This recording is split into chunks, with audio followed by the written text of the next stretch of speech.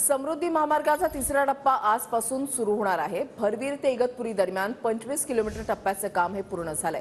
600 किलोमीटरचे 2 टप्पे याआधीच प्रवाशांच्या सेवेमध्ये दाखल झालेले आहेत आणि या तिसऱ्या टप्प्याचा फायदा हा शेतकरी वर्गाला फार मोठ्या प्रमाणामध्ये होणार आहे। भरवीर ते इगतपुरी दरम्यान 25 किलोमीटर टप्प्याचं काम पूर्ण झालेलं आहे आणि या तिसऱ्या टप्प्याचं आज लोकार्पण होत आहे।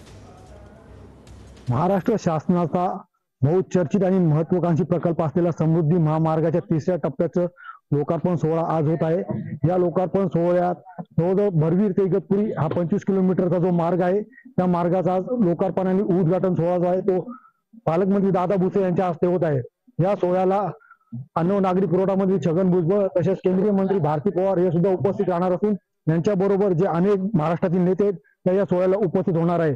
आणि आपण या ठिकाणी बघू शकतो की येथे जी सोहळ्याची जी लोकार्पणाची तयारी आहे ती अंतिम टप्प्यात आलेली आहे आणि लवकरच या सोहळ्याचं उद्घाटन होणार आहे। इगतपुरी ते आमने जो हा 76 किलोमीटरचा पुढचा मार्ग आहे त्याची पण जी आहे ती जे काम आहे ते पण लवकरच पूर्णत्वास होत असून त्याचंही लवकरच लोकार्पण होणार असल्याची माहिती शासनाकडून देण्यात येते। शैलेश पुरोहित, TV9 मराठी, इगतपुरी।